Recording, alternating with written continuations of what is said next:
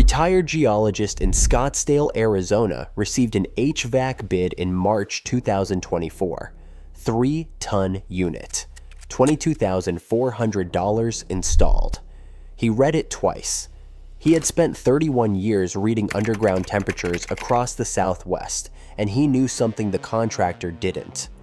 8 feet below the slab where he planned to build, the ground holds at 64 degrees Fahrenheit. It held through the 2023 heat dome. It held through the 1980 drought. It will hold at 64 degrees Fahrenheit when that 3-ton compressor is sitting in a scrap pile. He didn't sign the bid. He spent $440 on PVC pipe during foundation work. His July 2024 electricity bill, $47. His neighbor, identical Barndominium, identical square footage, same month, runs a 3-ton unit and paid $334. The difference wasn't insulation, solar panels, or a better HVAC brand. It was 180 feet of pipe buried beneath the slab during the 2 weeks the foundation was being poured, and a window that closes permanently the day the concrete sets. 6 feet below the surface of any Sunbelt lot, the temperature doesn't move. Not in August, not during a heat dome, not in a drought year. That stability isn't a geological coincidence. It's the reason root cellars kept food cold for centuries, and wine caves maintained 55 degrees Fahrenheit without machinery.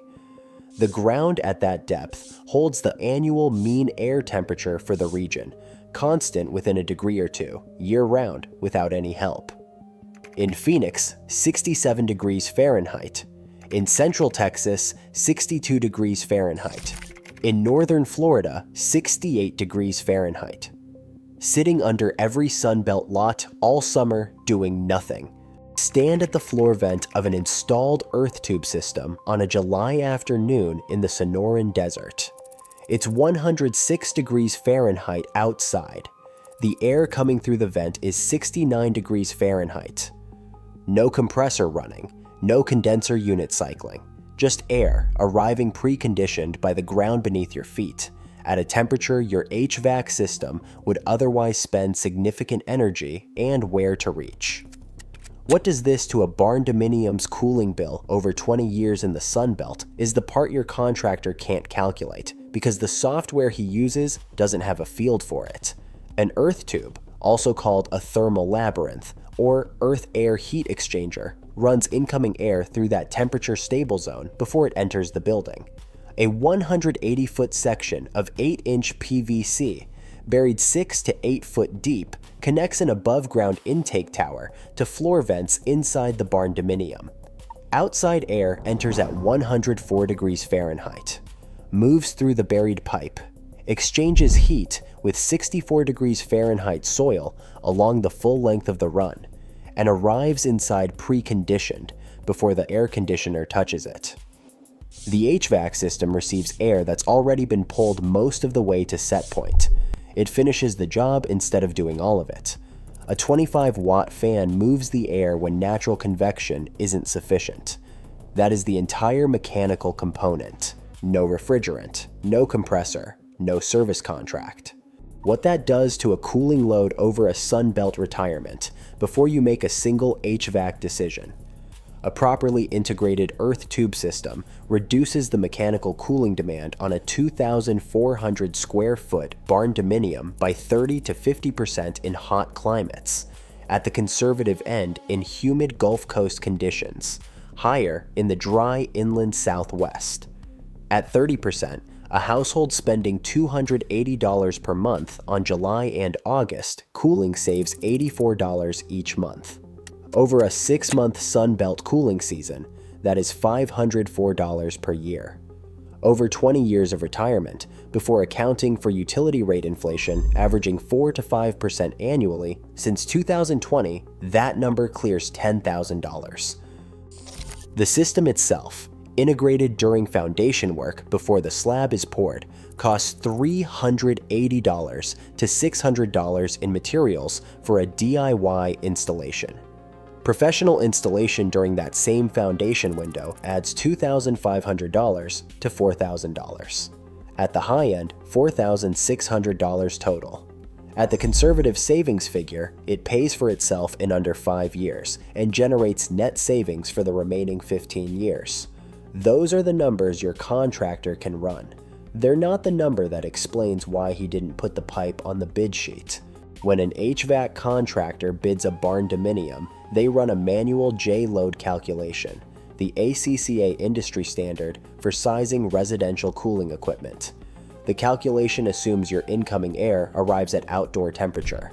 That is its baseline assumption, written into the software, because every building it was designed to calculate is a sealed box that pulls in outdoor air directly. Your Barndominium, with an earth tube delivering 70 degrees Fahrenheit preconditioned air to the intake, is not that building.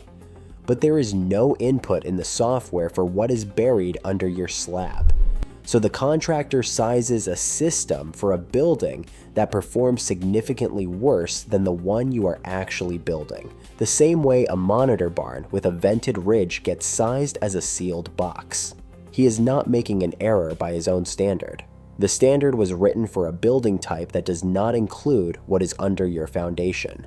The result is a 3-ton unit specified for a building that, once the earth tube is running, operates more like one that needs 2 tons. That oversized unit short cycles, turning on and off too frequently to reach full efficiency, which increases wear and shortens the compressor's lifespan. You paid more for the unit. You will pay more to replace it. And in year 12, when the compressor fails, the replacement bid will come in at the same tonnage, because by then, nobody will remember what is under the slab. Drop your state and your HVAC contractor's tonnage quote in the comments. I want to know if anyone has ever been quoted earth tubes as an alternative in a standard Barndominium bid, because across 2 years of researching Sunbelt builds, I've never found a single contractor who included it. The range in HVAC oversizing across Sunbelt states is wider than most people expect. This isn't negligence. The manual J protocol was written for sealed buildings because that's what residential construction standardized on. A system buried under the foundation doesn't fit that framework, and it generates exactly 0 service calls over 30 years, compared to $400 to $800 in annual maintenance revenue for a 3-ton unit. Those two facts exist in the same market. That's not an oversight, that's a business model.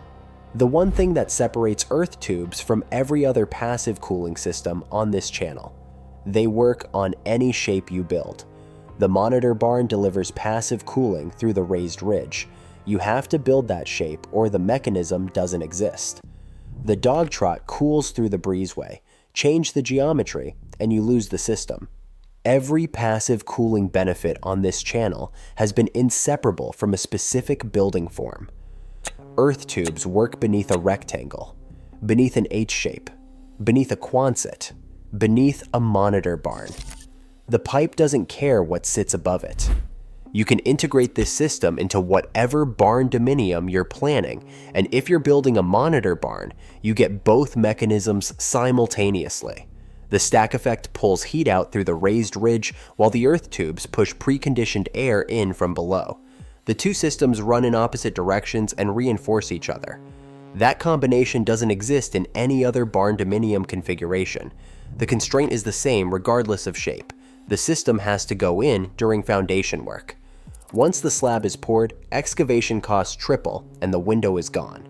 It opens once and doesn't reopen. Back to the geologist in Scottsdale. Before he committed to the pipe, he called 3 more contractors.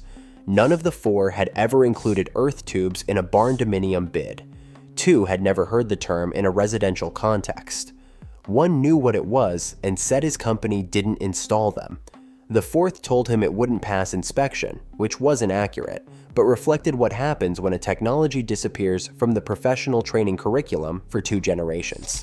He installed the system himself during foundation work, 180 feet of 8-inch PVC at 8 feet depth, an intake tower with MERV 13 filtration, condensate drainage sloped at 2% to a collection sump at the low point, and floor vents in the main living area and primary bedroom. Total materials, $440. Labor, 3 weekends during foundation and framing. He specified a 2-ton backup unit, one size below every contractor's recommendation. His July 2024 electricity bill, $47. August, $61. His neighbor, same floor plan, same square footage, same Phoenix suburb, runs the 3-ton unit the contractor installed. July, $334. August, $318. He told me he wasn't surprised by his own bill. He was surprised by the 4 contractors. He spent 31 years reading what's under the ground across the Southwest. He knew the temperature at 8 feet before he bought the lot. What he didn't know was that not one of them, in one of the hottest metros in the country, in a Barndominium market that has been accelerating for 5 years, had ever been asked to price a system that uses it. He said, "The ground has been sitting at 64 degrees Fahrenheit the entire time. Nobody asked it to do anything. If you're planning a Sunbelt build, drop your average July electricity bill in the comments and your state. I want to see the range before the follow-up video." The full cost comparison, earth tubes integrated during foundation versus oversized mechanical cooling over a 20-year retirement, including the compressor replacement that arrives in year 12, is coming next. Those two numbers are closer than either side usually admits. Subscribe, and if your contractor hasn't mentioned what's 8 feet under your lot, now you know why.